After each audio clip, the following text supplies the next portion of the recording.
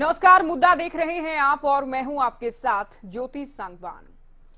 हरियाणा विधानसभा के बजट सत्र को लेकर सत्ता पक्ष और विपक्ष तैयारी में जुटेंगे। शुक्रवार से बजट सत्र की शुरुआत होने वाली है। सत्र में जहां सरकार बेहतरीन बजट पेश करने की तैयारी में है, तो विपक्ष ने भी सरकार को घेरने की तैयारी पूरी कर ली है। तो तमाम राजनीतिक दलों की तैयारी को लेकर चर्चा आज हम करने वाले हैं। उससे पहले एक रिपोर्ट आपको दिखाते हैं।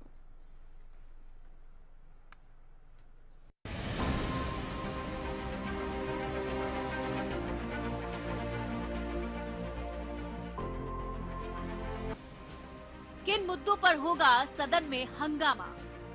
हरियाणा विधानसभा का साल 2025 का पहला सत्र बजट सत्र के रूप में शुरू होने जा रहा है। 7 मार्च को बजट सत्र की शुरुआत राज्यपाल के अभिभाषण के साथ हो जाएगी और 17 मार्च को मुख्यमंत्री नायब सैनी बतौर वित्त मंत्री बजट पेश करेंगे। लेकिन इस पूरे बजट सत्र में राज्यपाल के अभिभाषण और बजट के अलावा भी कई मुद्दों पर जमकर हंगामा होने के आसार हैं। सत्र को लेकर सरकार ने जहां पूरी प्लानिंग कर ली है, तो वहीं विपक्ष भी सदन में सरकार को घेरने के लिए तैयार है। सबसे पहले सरकार की तैयारियों के बारे में जानिए। सरकार ने जहां बेहतर बजट तैयार किया हुआ है, तो वहीं इस पूरे बजट सत्र में कई विधेयक भी पेश करने की प्लानिंग है। सरकार इस बजट सत्र में यात्रा एजेंटों के नियम से जुड़ा एक नया विधेयक पेश करेगी। इसके अलावा राज्य सरकार लाडो लक्ष्मी योजना को लागू करने की तैयारी में भी है। मुख्यमंत्री सैनी पहले ही कह चुके हैं कि इस बजट सत्र में योजना के लिए आवश्यक प्रावधान किए जाएंगे। साथ ही सरकार नकली बीज बनाने और बेचने वालों के खिलाफ सख्त कानून का मसौदा भी सदन में पेश कर सकती है। वो आपको बताएंगे, हम बिल आएंगे, कई बिल आ रहे हैं, आपको समय समय के ऊपर उसकी जानकारी देंगे। हमने प्रगतिशील किसानों से बात किया है, हमने एफपीओ से बात किया है, हमने प्राकृतिक खेती में जो किसानों ने अच्छा किया उनसे बात किया है, कृषि वैज्ञानिकों से हमने बात किया है, हमने हमारा जो युवा है, युवाओं से हमने बात किया है, हमने स्टार्टअप युवा से बात किया है, हमने महिला उद्यमी से बात किया है, हमने नमो ड्रोन दीदी से बात किया है, सेल्फ हेल्प ग्रुप की बहनों से हमने बात किया है, हमने अपने सभी विधायक और मंत्रीगणों से बात किया है। जितने हमारे विधायक हैं सभी को बुलाया, 2 दिन तक उनसे भी हमने चर्चा सुझाव लिए हैं। हमने जो हमारी पंचायत प्रतिनिधि हैं उनसे भी बात किया है। वहीं विपक्ष भी इस बार सत्र में बेरोजगारी से लेकर महंगाई तक तमाम मुद्दे उठाने के लिए तैयार है। विपक्ष की रणनीति है कि सरकार को बेरोजगारी, पेपर लीक, बढ़ते कर्ज, कानून व्यवस्था और किसानों की समस्याओं जैसे कई मुद्दों पर घेरा जाए। पेपर लीक इस वक्त प्रदेश में एक बड़ा मुद्दा बना हुआ है। इसके अलावा टंकी रूट से अवैध रूप से बाहर भेजे जा रहे हरियाणा के युवाओं का मुद्दा भी विपक्ष जोर शोर से उठाने वाला है। 28 तक का है फैसला, 17 तारीख को बजट पेश करेंगे और हमने कहा जरूरत पड़े तो और भी आगे बढ़ाएंगे। देखिए, बहुत सारे मुद्दे हैं आज के दिन प्रदेश के अंदर। अगर आप अहम मुद्दों की बात करें तो बढ़ता नशा पहले भी एक मुद्दा रहा है और आज भी एक मुद्दा रहा है, और जब तक सरकार इसका कोई समाधान नहीं करेगी ये मुद्दा रहेगा। उसी प्रकार से बढ़ती बेरोजगारी आज भी इस प्रदेश के अंदर मुद्दा है। पिछले 5 साल में इतने रिटायरीज हुए हैं, इतने लोगों ने रिटायर किया है, इन्होंने तो सिर्फ उनकी वैकेंसी को भरने का काम करा है। इससे आपकी बेरोजगारी घटी नहीं है प्रदेश में। हरियाणा के मुख्यमंत्री नायब सैनी 17 मार्च को सदन में जब बजट पेश करेंगे तो जाहिर सी बात है कि इसमें प्रदेश को कई बड़ी सौगातें भी देंगे। लेकिन ये भी साफ है कि इस बजट पर किसे क्या मिला के सवालों के साथ विपक्ष सरकार को घेरने के लिए तैयार होगा। बहरहाल बजट सत्र जितना प्रदेश की जनता के लिए खास है, उतना ही प्रदेश की सियासत और विपक्ष के लिए भी खास रहने वाला है। ऐसे में देखना ये होगा कि इस बजट सत्र में किसकी तैयारी कितनी किफायती रहती है और कौन किस पर भारी पड़ता है। News desk, Haryana news. चलिए, बजट सत्र को लेकर चर्चा की शुरुआत करते हैं। डॉक्टर पंकज बेनीवाल, प्रवक्ता बीजेपी, हमारे साथ चर्चा में जुट गए हैं। सुखवीर तंवर, प्रवक्ता कांग्रेस, विजेंद्र रेड्डी इनेलो का पक्ष रखेंगे। आप तीनों का चर्चा में बहुत स्वागत है। शुरुआत बीजेपी से करते हैं। बेनीवाल जी, क्या कुछ खास रहने वाला है इस बार के सत्र में? नमस्कार ज्योति जी, सभी साथियों को नमस्कार, सभी दर्शकों को मेरा नमस्कार। देखिए, भारतीय जनता पार्टी की तैयारियां पूरी हैं बजट सत्र को लेकर के, बजट सेशन को लेकर के। जैसे कि माननीय मुख्यमंत्री नायब सिंह सैनी जी ने बजट से पूर्व जैसे पूरी तैयारियां की उन्होंने, हर एक वर्ग के साथ मुलाकात की, हर वर्ग के साथ बैठकें की, हर वर्ग के साथ मिलकर किस तरीके से सर्व समाज को साथ लेकर के, सर्व वर्ग को साथ लेकर के समावेशी एक बजट ये पेश हो, जिससे हर समाज अछूता ना रहे, हर समाज की उसमें भागीदारी रहे। उसके लिए पूरी मतलब जैसे इंडस्ट्रियलिस्ट की बात कर लें, जो सीएस की बात कर लें, डॉक्टर्स विंग की बात कर लें, अध्यापकों की बात कर लें, कुलपति की बात कर लें, या फिर नमो ड्रोन दीदी की बात करें, या महिलाओं के ग्रुप की बात करें, सेल्फ हेल्प ग्रुप की बात करें, इन तमाम सभी जो ग्रुप्स हैं, सभी वर्ग हैं, किसान वर्ग एक बहुत बड़ा वर्ग है, उसके लिए हॉर्टिकल्चर वालों से भी बात की, प्राकृतिक खेती करने वालों से भी बात की, जो कृषि संसाधन के लिए जो हमारे साइंटिस्ट हैं उनके साथ भी बैठकें हुई हैं।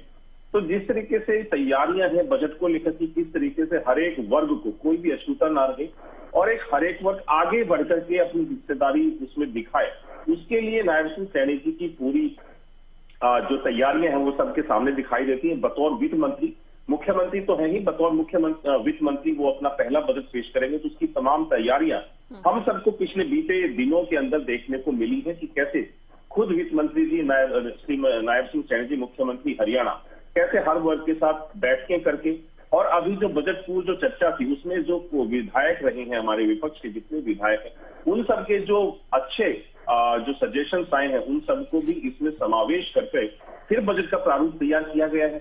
और 10,000 से ज्यादा जो एक पोर्टल भी खोला गया था कि अपने सजेशन जो प्रबुद्ध जनता है हमारे हरियाणा प्रदेश की, वो भी अपने सुझाव हरियाणा की सरकार किस तरीके का आपका बजट पेश होना चाहिए, उनको क्या अपेक्षाएं हैं या उनकी क्या भावनाएं हैं प्रदेश सरकार को लेकर के, तो वो सारी चीजें भी वित्त मंत्री जी और मुख्यमंत्री जी श्री नायब सिंह सैनी जी के जहन में है।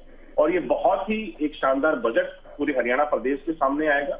और अभी तक जो भी हमने इंफ्रास्ट्रक्चर पर हम जो मेन भारतीय जनता का कहें, नायब सरकार का कहें या पूर्व मनोहर सरकार का कहें, इंफ्रास्ट्रक्चर पर रहा है कि जिससे कि जो 2047 तक का 2047 में जो मोदी जी का सपना है विकसित भारत के लिए, उसकी एक झलक हमारे को इस बजट में देखने को मिलेगी। इसको नायब सिंह सैनी जी ने बिल्कुल स्पष्ट तरीके से हमारे सबके सामने रखा भी है कि किस तरीके से हमने यूनिवर्सिटीज पे हमने आज तक अपना फोकस रखा है, यूनिवर्सिटीज बनाई है हमने, मेडिकल कॉलेज जो 15 मेडिकल कॉलेज की बात करते हैं, हर एक 15 जिले हैं उनमें अलग अलग मेडिकल कॉलेज जो बनाने की बात हुई है, जो राजकीय महाविद्यालय है कि 20 किलोमीटर तक हमारी जो बेटियां हैं, हमारी बहनें हैं वो ना जाएं, तो उस क्षेत्र में ही 20 किलोमीटर तक का हमारा राजकीय महाविद्यालय भी हो। 50 बेड के हॉस्पिटल को 100 बेड किया गया, 100 बेड वालों को 200 बेड में कन्वर्ट किया गया, ऑक्सीजन के प्लांट लगाए गए अलग अलग हॉस्पिटल्स के अंदर, ईवी बसेस को पॉल्यूशन को कंट्रोल करने के लिए इलेक्ट्रिक बसेस का भी जो प्रावधान है वो लेकर के आए। गांवों की जो पहले खेतों की तो रास्ते छोड़िए, आप पहले गांव को जोड़ नहीं पाता था, शहर को जोड़ नहीं जोड़ पाता था, आज भारतीय जनता पार्टी सरकार बीते 10 सालों में हम एक शहर को दूसरे शहर से जोड़ पाए, एक राजमार्ग को दूसरे राजमार्ग से जोड़ पाए, एक गली को दूसरी गली से जोड़ पाए, और जो गांवों के जो पहले बाड़े होते थे जिनमें से पहले बैलगाड़ियां या ट्रैक्टर जाया करते थे, आज हम वो भी सत्र को पक्के लेकर करने बात का कर रहे हैं, हम सेशन को लेकर बात कर रहे हैं। तंवर जी, जितना सत्र का इंतजार है उससे ज्यादा इंतजार इस बात का कि एलओपी हरियाणा को मिलेगा या फिर नहीं इस बार के सेशन में भी? देखिए, जिस प्रकार से आपने प्रोमो में चलाया, माननीय भूपेंद्र सिंह हुड्डा साहब ने कहा कि जल्दी ही इसकी घोषणा होगी, तो हमें इंतजार करना चाहिए और हमें पूर्ण आशा और अपेक्षा है कि बजट सत्र से पहले नेता प्रतिपक्ष का चयन होकर नियुक्ति हो जाएगी। इसके अलावा जो अभी भारतीय जनता पार्टी के प्रवक्ता भाई डॉक्टर बेनीवाल साहब बात कर रहे थे, उससे पहले मुख्यमंत्री जी जिस प्रकार से अपना विषय रख रहे थे, ज्योति जी हमें आशा है कि जो निरंतर गरीबी की रेखा के नीचे हरियाणा प्रदेश की जनसंख्या गई है उसमें सुधार होगा, इस बजट में विशेष ध्यान दिया जाएगा। इसके अलावा जो निरंतर बढ़ती हुई बेरोजगारी है उसको कम करने का प्रयास किया जाएगा। जिस प्रकार से युद्धग्रस्त देश में भेजा गया और दूसरी जगह जिस तरह से डोंकी के रास्ते भी विदेशों में युवा जाने को मजबूर हैं। इसके अलावा गुरुग्राम जैसे सबसे ज्यादा राजस्व देने वाले जिले की स्वास्थ्य सुविधाएं इस बात का प्रत्यक्ष प्रमाण है कि हरियाणा प्रदेश के हालात क्या हैं। उनमें जो 10 वर्ष से ईंट नहीं लगी, आशा है कि इस बजट में कोई विशेष उसका प्रावधान किया जाएगा। इसके अलावा जो स्कूलों को मर्ज करने का विषय निरंतर चल रहा है और जो जिस तरह से प्राइवेट स्कूलों पे कृपा इस सरकार की हुई है। जिस तरह से अभी भी पिछले दिनों जिस तरह से दाखिले के लिए मेरा कहना यह है कि इंफ्रास्ट्रक्चर सरकारी स्कूलों पे होना चाहिए। इसके अलावा जो निरंतर बढ़ता हुआ नशा है और नशे के उपरांत जिस प्रकार का अपराध हरियाणा प्रदेश में है, उस पे अंकुश लगाएं, उस पे विशेष रूप से देखना पड़ेगा कि हरियाणा उड़ता हरियाणा नहीं बने। और प्रदेश के राज्य मार्गों की बात कर रहे थे अभी डॉक्टर बेनीवाल, आंतरिक सड़कें और जो राज्य मार्ग की जो दुर्दशा है, जो जानलेवा और जो अवस्था है, वो किसी से छुपी हुई नहीं है।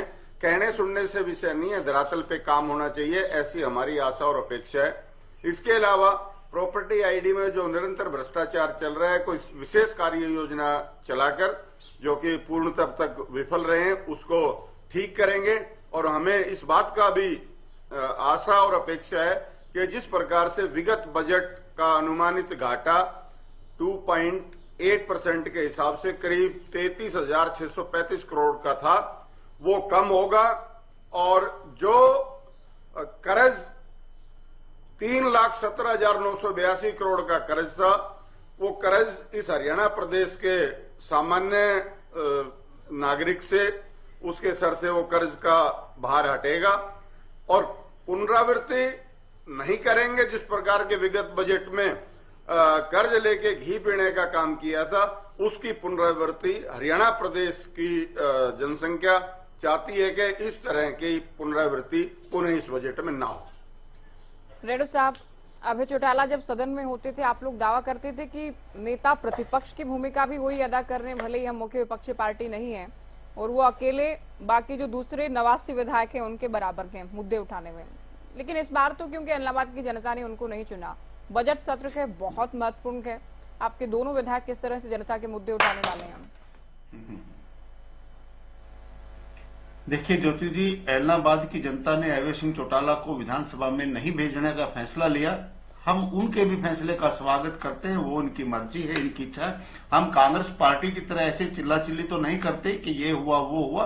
जनता का आशीर्वाद नहीं मिला, कोई बात नहीं, लेकिन इतना जरूर है कि इस इलाहाबाद ने जो नहीं भेजा है अभय सिंह चौटाला को, इसका खामियाजा पूरे हरियाणा प्रदेश को आज भुगतना पड़ रहा है।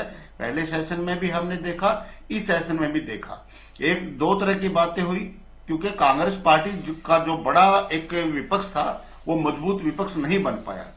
लेकिन इंडियन नेशनल लोकदल पार्टी के अभय सिंह चौटाला बेशक आज विधानसभा में नहीं है, हमारे एक की जगह दो विधायक विधानसभा में है, आदरणीय आदित्य चौटाला जी और हमारे अजीज अर्जुन चौटाला जी। और इंडियन नेशनल लोकदल पार्टी ने लगभग 16 प्रस्ताव इसमें रखने का काम किया है, जिनके ऊपर विस्तार से चर्चा होगी। और अर्जुन चौटाला और आदित्य चौटाला जी बड़ी तैयारी के साथ विधानसभा में जाएंगे और एलओपी की भी भूमिका निभाएंगे और विपक्ष की भी भूमिका निभाने का काम करेंगे।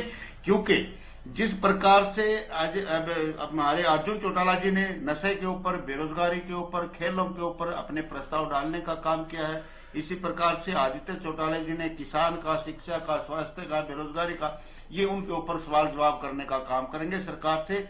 और इंडियन नेशनल लोकदल पार्टी के एक की जगह अब 2 शेर विधानसभा में गूंजने का काम करेंगे। दूसरी बात देखिए ज्योति जी, बजट के 2 हिस्से होते हैं, बजट सत्र के 2 हिस्से होते हैं, जिसमें एक बजट पेश किया जाएगा, सरकार की आमदनी और खर्चे का विवरण होगा, और दूसरा मुद्दे भी इस सत्र में चर्चित होंगे, उन पर भी विचार विमर्श किया जाना होता है। जहां तक बजट की बात है, बजट मेरे अपना अनुरोध है सरकार से, अभी भी क्योंकि पहले 13 तारीख को प्रस्तुत करना था, वो डेट चेंज करके 17 तारीख तक ले गई, और सरकार के पास समय है, जो छोटा मोटा यदि बदलाव करना चाहे तो उसमें अब भी संभव है और वो किया जा सकता है। तो मैं निवेदन करता हूं इंडियन नेशनल लोकदल पार्टी की तरफ से, जो बजट के मुख्य 3 या 4 मद होते हैं, जिसमें एक आर्थिक सेवाएं आती है, आर्थिक सेवा में कृषि, परिवहन, उड्डयन और अपने ग्रामीण विकास आदि की बातें आती हैं, सड़कें आती हैं, तो उनका बजट जो पिछले बजट में 23 के मुकाबले 2024 में घटाया गया था, घटाने का काम किया गया था। और इसी प्रकार से सामाजिक सेवाएं, जिसमें शिक्षा, स्वास्थ्य इत्यादि आते हैं, उनका भी बजट घटाने का काम किया गया था 23 के मुकाबले 2024 में। तो ये अति महत्वपूर्ण मद होते हैं, अति महत्वपूर्ण सेक्टर होते हैं प्रदेश के विकास के लिए। इनके बजट को घटा करके नहीं बल्कि बढ़ा करके प्रस्तुत किया जाना चाहिए।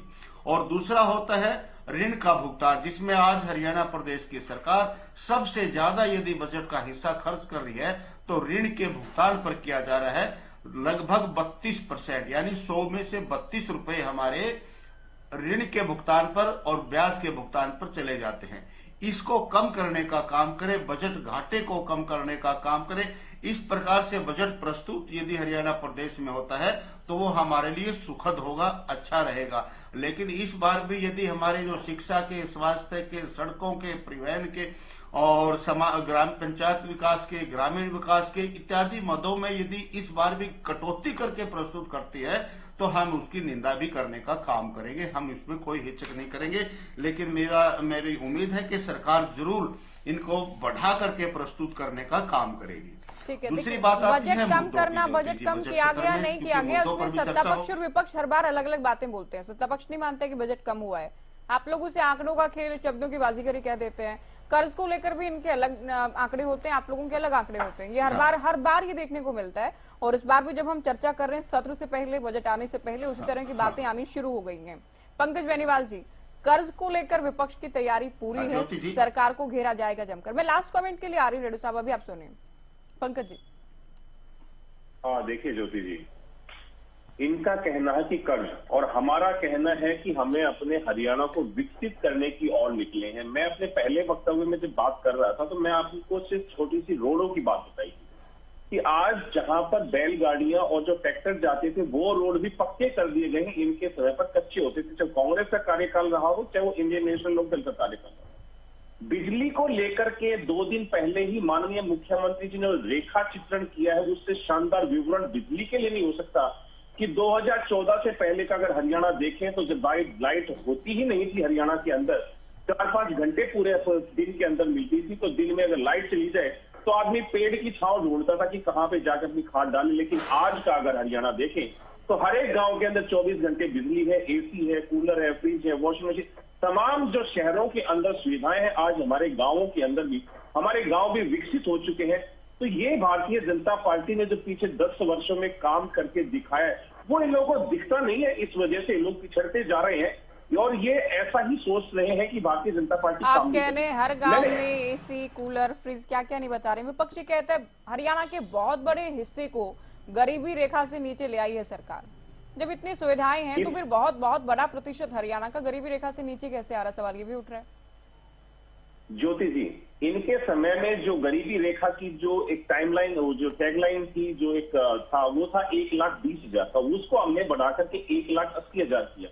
अब जब उसको 1,80,000 किया तो जो हमारे हरियाणा के जो और ऐसे परिवार थे जो गरीबी रेखा के नीचे 60,000 के कैपिंग तक थे, ताकि उनको भी वो सारी सुख सुविधाएं मिलनी चाहिए जो हरियाणा सरकार या केंद्र की सरकार देना चाहती है, तो हमने उस क्राइटेरिया को बढ़ा दिया। जैसे ही 60,000 बढ़ाया तो हमारा हरियाणा का इतना जो एरिया है, जो क्षेत्र है या जो परिवार है वो इसके अंदर आ गए हैं। लेकिन ये लोग चाहते नहीं है कि हरियाणा की जनता को केंद्र की या फिर हरियाणा सरकार की जो वो सुख सुविधाएं मिलनी चाहिए बीपीएल परिवार को, वो ना मिले। मेरे ख्याल से इनको कुंठा है इस बात की कि हरियाणा की जनता को वो सारी सुख सुविधाएं मिल क्यों पा रही है जो भारतीय जनता पार्टी की सरकार केंद्र की तरफ से या फिर नायब सिंह सैनी की सरकार हरियाणा की तरफ से दे रही है।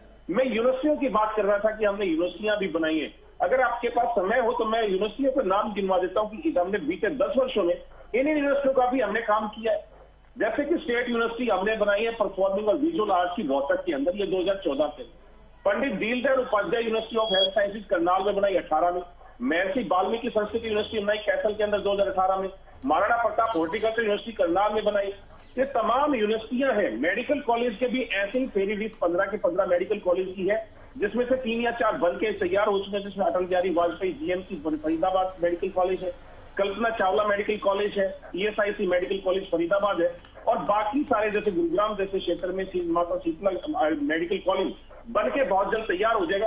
तो तमाम ऐसे 15 जिलों के अंदर 15 मेडिकल कॉलेज जो कोविड आने के बाद से हरियाणा की जनता आगे तक कभी ऐसी त्रासदी से ना हो, उसके लिए तत्परता के साथ भारतीय जनता पार्टी की सरकार ने काम किया है। इनको ये सब काम नहीं दिखते हैं कि इंफ्रास्ट्रक्चर के ऊपर किस तरीके से भारतीय जनता पार्टी लगातार काम करती जा रही है। इनको तो सिर्फ और बातें करनी है, लेकिन तमाम ये बातें करते रहेंगे। लेकिन भारतीय जनता पार्टी हर एक हरियाणवी को विकसित हरियाणा बनाने की तरफ काम करती रहेगी। हरियाणा एक हरियाणवी एक, सबका साथ चलिए, सबका समय विकास, भी ये कम हमारा है। जो मूल तंवर मंत्र जी, है, फटाफट इसी पर अपने काम उत्तर में करते हुए हम आप आगे कुछ चलेंगे। मुद्दे भी वो बताएं जिन मुद्दों को लेकर सरकार को घेरने की आप लोगों की रणनीति है।